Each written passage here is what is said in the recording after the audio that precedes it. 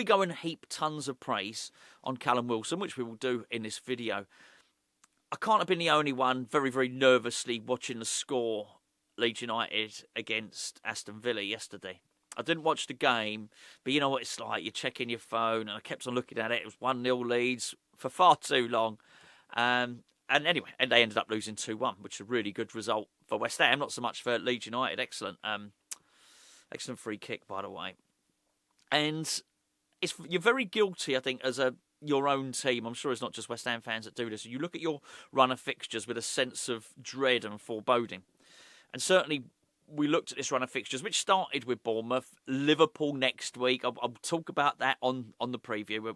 I'm not going to discuss it in any length now, although it would be very West Ham for them to sack Arne Slot now and appoint Jurgen Klopp as a caretaker manager. And Isak starts scoring. That would be very West Ham. Anyway, but you look at the run of fixtures with a sense of foreboding and think, well, this is terrible. Well, surely West Ham have got the worst run of fixtures coming out there.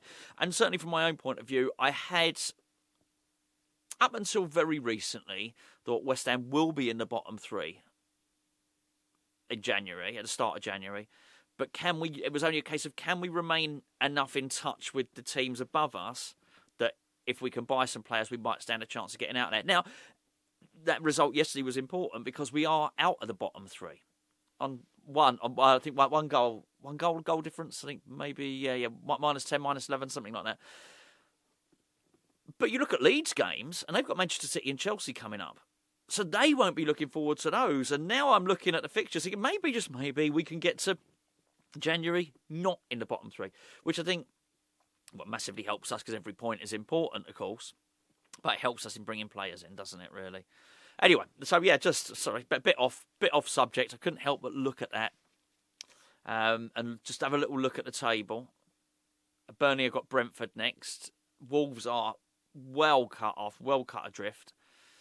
But we're looking for two more teams, aren't we? And I think if West Ham are going to survive relegation, then you're probably looking at Leeds dropping down there, or staying down there. I'm not as sure how true it is. They always say one drops down. I'm not sure that's necessarily true. And looking above in the league, I'm not entirely sure who that one might be. Anyway, there you go. Callum Wilson. That goal, the second goal, was a stroke of genius. They've got something about them, those fox-in-the-box strikers. Those goal sniffers, goal hangers we used to call them. He's got his back to goal. He just knows. He's done the calculation in his head. He knows where that post is. He knows what his body position should be. He takes it on his chest. He swivels. He dispatches it in. It's a beautiful goal. It's a wonderful goal. And I really appreciate it. I think Martin Keown on TalkSport was saying, he should be in the England team. I wouldn't go that far. But I'm very grateful to have him. And I think, a dollop of humble pie is needed from myself on this, certainly. I didn't want Callum Wilson. I didn't want him at all. I thought the signing of Callum Wilson signified everything that was wrong with West Ham. But that's nothing to do with Callum Wilson. That's just my own frustration with the club and how we recruit. And I think I probably wouldn't have minded under different circumstances, maybe even under different owners, if Callum Wilson is brought up as a backup striker. But it was very, very clear in January he was not going to be a backup striker. It's not even hindsight. I've said it in so many videos. What happens when Fulkrug gets injured? Which, of course, Fulkrug did get injured.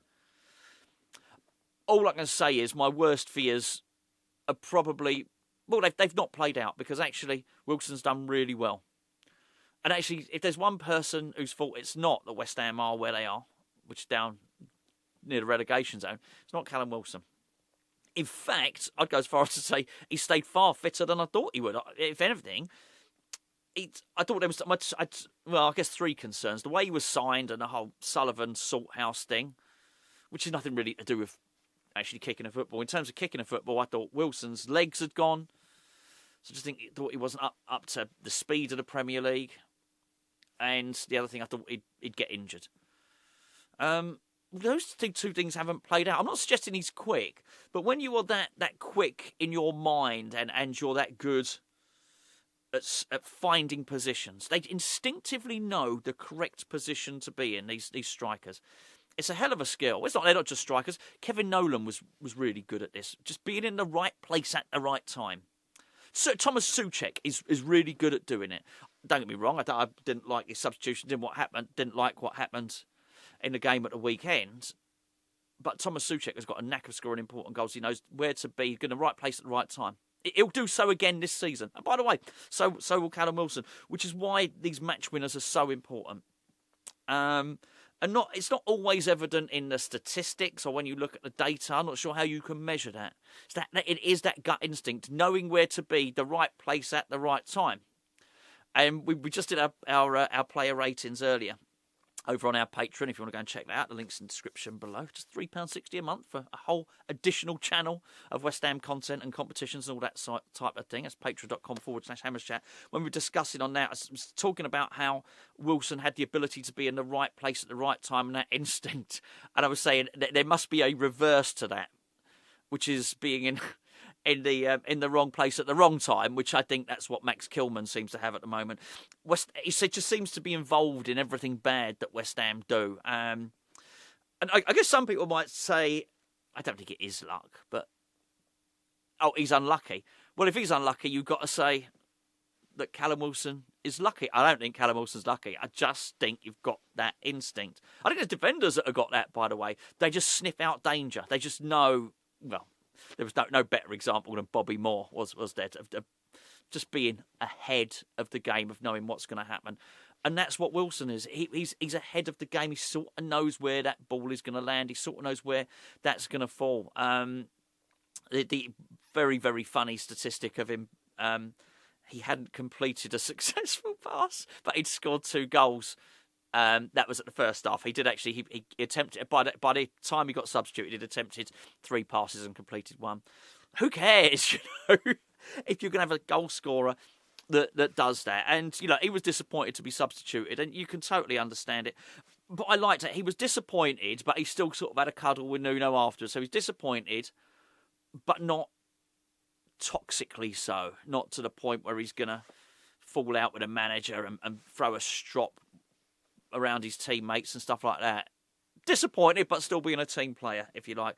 Yeah, I really, really like him. I really like him. I'm really pleased that we signed him. Should it have happened? No, it still shouldn't have happened. I don't apologise for thinking that. I don't apologise for being cross that the West Ham ownership showed such a lack of ambition that they've gone and just got him. And I know it got blamed on the manager at the time. Oh, well, Graham Potter doesn't want a striker. Well, that's never stopped the board before, just going and buying players, is it?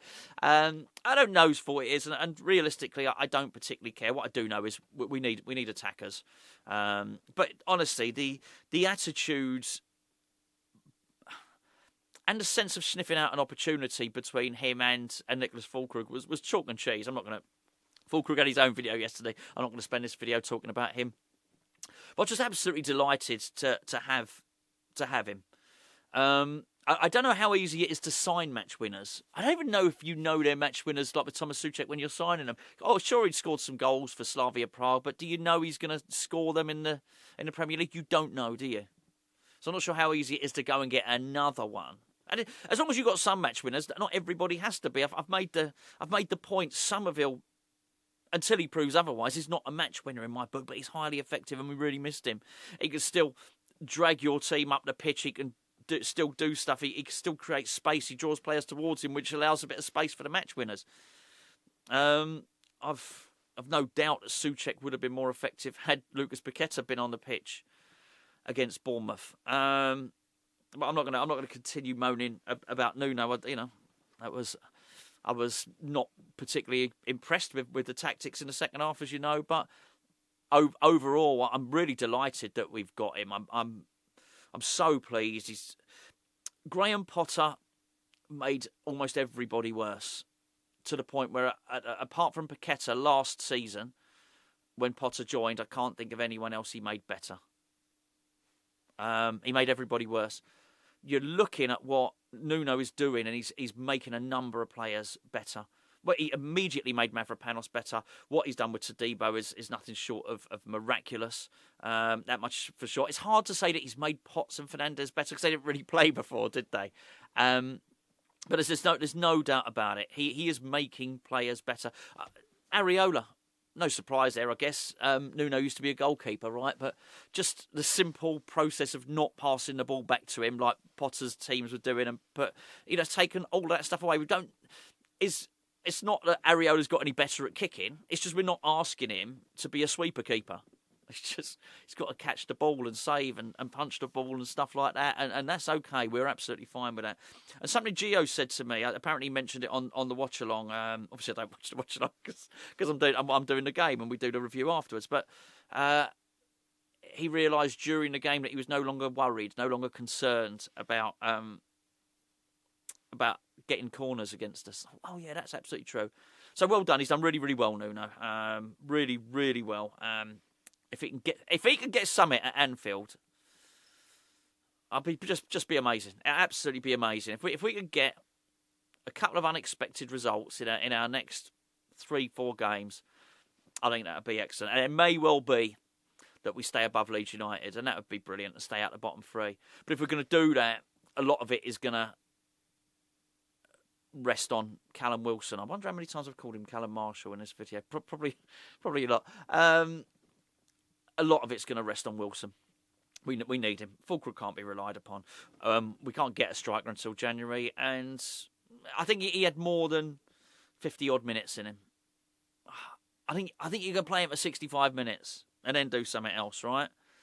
And I do think things have been different had we had Somerville and had we have had Paqueta, but we didn't. Anyway, there you go. So, Callum Wilson, I am happy to have got it wrong. I thought he was finished. He's not finished. I thought he was injury prone. Touch wood. That's not been the case. It would be amazing if you get Callum Wilson pretty much all season. He doesn't get an injury. I mean, that would be incredible. If he does that and he stays injury free, he's going to continue to score goals. That's what he does. He's a match winner.